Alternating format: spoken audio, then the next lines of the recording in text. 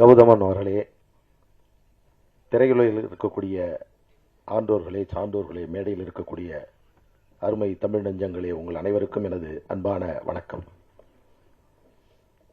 கௌதமன் அவர்கள் ஒரு படம் எடுக்கிறார் என்று சொன்னால், தமிழ் படங்களில் பெரும்பான்மையாக நீதிமன்ற காட்சிகள் இல்லாத படங்களே இருக்காது. ஆனால் கௌதமன் அவர்கள் படத்தை பொறுத்தவரையில் அந்த படம் அல்லது அந்த படைப்பு திரைக்கு வர வேண்டுமென்றால் நீதிமன்றத்தில் வழக்கை நடத்திய பிறகுதான் அந்த படத்தை வெளியே கொண்டு வர முடியும் என்ற சரித்திரத்திற்கு சொந்தக்காரர் நமது அருமை கௌதமன் அவர்கள்.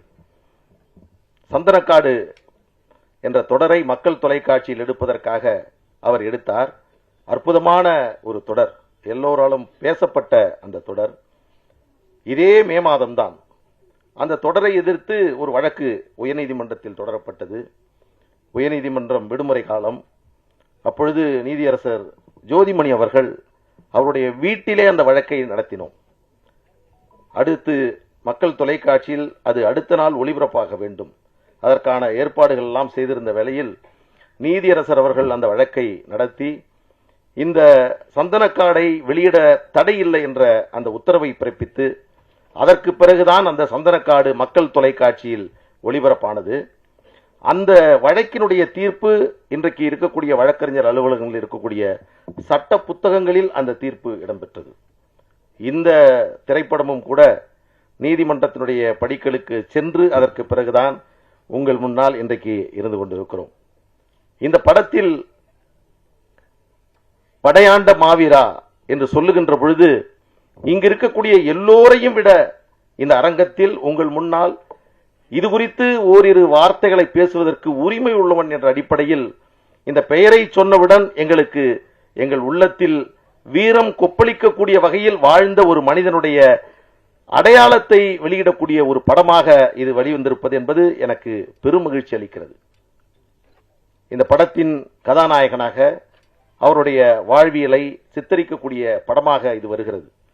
இன்னொன்று பெருமகிழ்ச்சி, நெய்வேலியில் நடைபெற்ற போராட்டத்தை அடிப்படையாக அந்த போராட்டத்திற்கு தொடர்பான வழக்கு, விளைந்து நிற்கக்கூடிய விளை கதிர்களை அழிக்கக்கூடிய என்எல்சி நிறுவனத்தினுடைய அந்த செயலை கண்டித்து நீதிமன்றத்தில் வழக்கை தொடுத்து அதற்கான இழப்பீட்டை அன்றைக்கு பெற்றோம். அதற்காக பாட்டாளி மக்கள் கட்சியுடைய தலைவராக இருக்கக்கூடிய மரியாதைக்குரிய அன்புமணி ராமதாஸ் அவர்கள் நெய்வேலியில் ஒட்டுமொத்த விவசாயிகளையும் திரட்டி ஒரு போராட்டத்தை நடத்தினார். அமைதியான போராட்டம், அறவழியான போராட்டம். ஆனால் அது காவல்துறையினுடைய செயலால் அது வன்முறையாக மாறுகிறது. அதில் ஒரு நிகழ்வு, காசி என்று சொல்லக்கூடிய ஒரு பையன் காவல்துறையை பார்த்து கூட்டத்தில் இருப்பவர் கல்லால் எரிகிறார்கள். காவல்துறை தடியால் அவர்கள் அடிக்கிறார்கள். அவர்களும் கல்லை எடுத்துக்கொண்டு இவர்களை அடிக்கிறார்கள். போர்க்களமாக மாறுகிறது. இந்த கூட்டத்தை கலைப்பதற்காக வஜ்ரா வாகனம் கொண்டு வந்து நிறுத்தப்படுகிறது. அந்த வஜ்ரா வாகனத்திலிருந்து தண்ணீரை பீச்சி அடிக்கிறார்கள். அதில் காசி என்று சொல்லக்கூடிய ஒரு தம்பி அந்த வஜ்ரா வாகனத்திலிருந்து வரக்கூடிய தண்ணீரை பார்த்து நேராக நின்று நீ அடி பார்த்து விடலாம் என்று நேரடியாக அந்த இடத்திலே நிற்கின்ற பொழுது போலீஸ்காரர்களே அதிர்ந்து போனார்கள். இவர்களை நம்ம ஒன்றும் பண்ண முடியாது போல என்று அவர்கள் அன்றைக்கு நினைத்தார்கள். அந்த பையன் சின்ன சேலம், இன்னைக்கும் அந்த பையனுக்கு பேர் என்னன்னா வஜ்ரா காசின்னு தான் பேரு. அப்படிப்பட்ட ஒரு நிகழ்வை இதில் படமாக இவர் படைத்திருக்கிறார் என்ற செய்தியை கேட்டு நான் பெருமகிழ்ச்சி அடைந்தேன். இங்கே படம் எடுப்பதில், அதுவும் கௌதமன் போன்றவர்கள் படம் எடுத்தால் அதற்கு முதலீடு செய்வதற்கு முன்வருவதற்கு தயாராக இருக்க மாட்டார்கள் என்று இங்கே இருக்கக்கூடிய வி சேகர் அவர்கள் சொன்னார்கள்.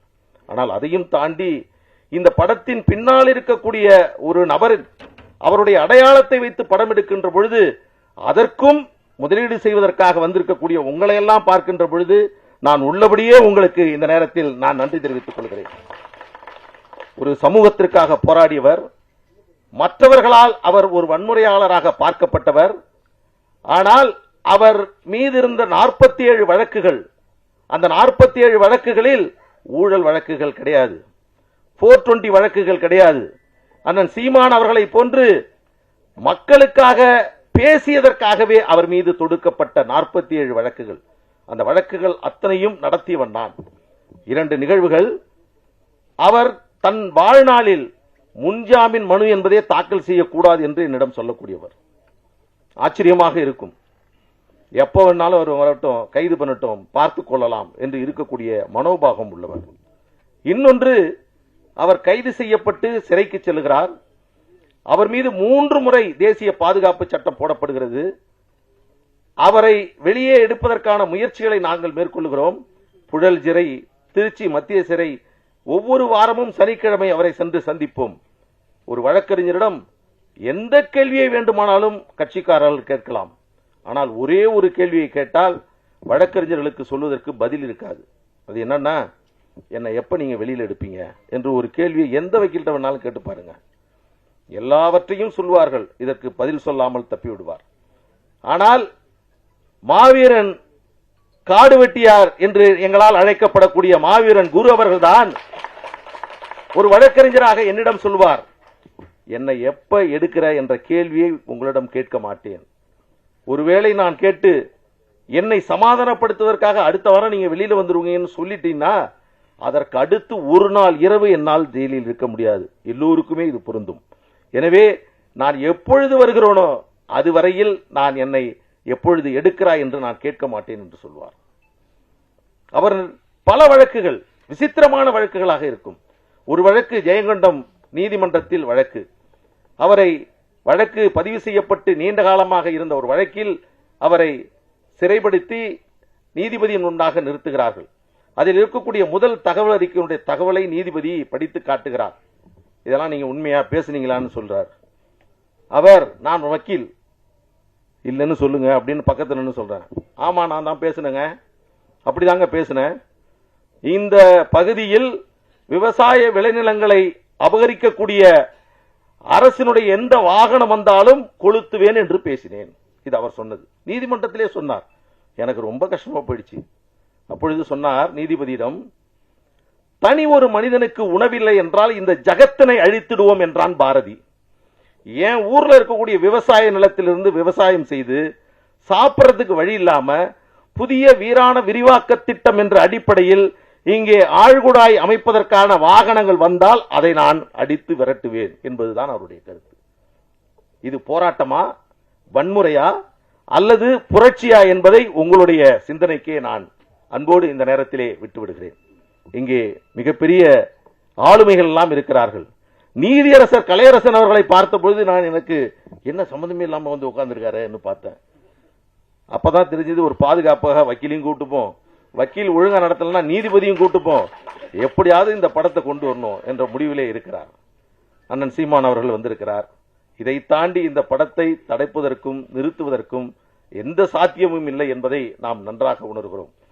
இங்கு இருக்கக்கூடிய அனைவருக்கும் பல்வேறு அடையாளங்கள் இருந்தாலும் அரசியல் ரீதியாக பல்வேறு செய்திகளை நமது வி. சேகர் அவர்கள் சொன்னார்கள். அதற்குள் நான் செல்ல விரும்பவில்லை. ஆனால் நாம் எல்லோரையும் இணைக்கக்கூடிய தமிழன் என்ற உணர்வோடு தான் இந்த அரங்கத்தில் இருக்கக்கூடிய அத்தனை பேரும் இருக்கிறோம் என்ற அந்த மனநிறைவோடு கௌதம் எடுக்கக்கூடிய எல்லா முயற்சிகளுக்கும் நாங்கள் துணையாக இருப்போம். வழக்கறிஞராகவும் அவருடைய படைப்புகளினுடைய ஒரு விருப்பமுடைய ஒரு நேசனாகவும் அவருக்காக நாங்கள் துணையாக நிற்போம். இந்த மாவீரன், படையாண்ட மாவீரன் என்ற படம் தமிழ் திரையுலகில் மிகப்பெரிய புகழ்பெற்ற ஒரு படமாக எதிர்காலத்தில் உருவாக வேண்டும் என்ற எனது அன்பார்ந்த வாழ்த்துக்களை கூறி விடைபெறுகிறேன். நன்றி, வணக்கம்.